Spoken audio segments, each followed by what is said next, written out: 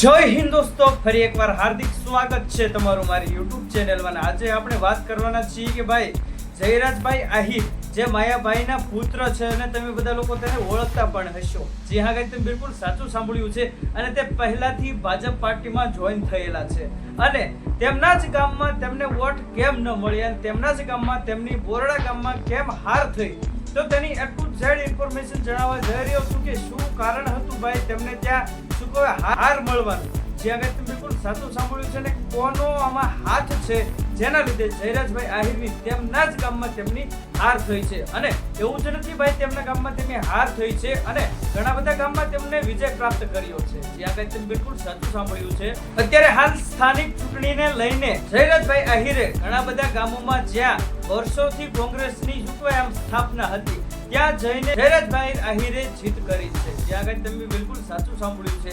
અને પણ મેન વાત એ છે કે ભાઈ શું કામ તેમના ગામમાં હાર મળી છે તેની એટલું ઝેડ ઇન્ફોર્મેશન જણાવવા જઈ રહ્યો છું. પણ જો કે એની પહેલા તમે જો મારી ચેનલમાં નવા હોય તો પ્લીઝ યાર મારી ચેનલને સબસ્ક્રાઇબ કરીને ઓલ નોટિફિકેશન પ્રેસ કરી દેજો, જેનાથી અપ ટુ ડેટ અને આવનારા સમયની તમામ પણ જાણકારી, એટલે કે હાલ ગુજરાતમાં શું થઈ રહ્યું છે પૂરા ગુજરાતમાં તેની પણ તમને જાણકારી સૌથી પહેલા અપડેટ તમને મારી ચેનલમાંથી મળી રહેશે અને જે સત્ય હશે તે તમારી સમક્ષ હું રજૂ કરીશ.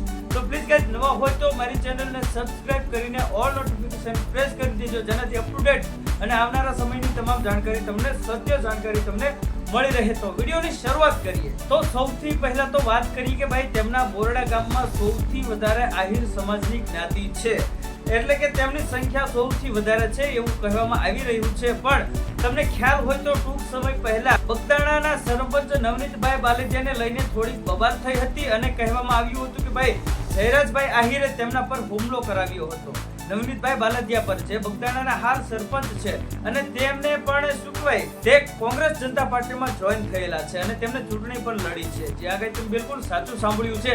તો આને લઈને એવું જાહેર કરવામાં આવ્યું છે કે ભાઈ સોશિયલ મીડિયાના મારફતે કે ભાઈ કોળી સમાજના યુવાન પર જયરાજભાઈ આહિરે હુમલો કરાવ્યો હતો, તેને લઈને તેમના બોરડા ગામના કોળી સમાજના લોકોએ કોઈ પણ વોટિંગ ન કર્યું. જે આગળ તમે બિલકુલ સાચું સાંભળ્યું છે.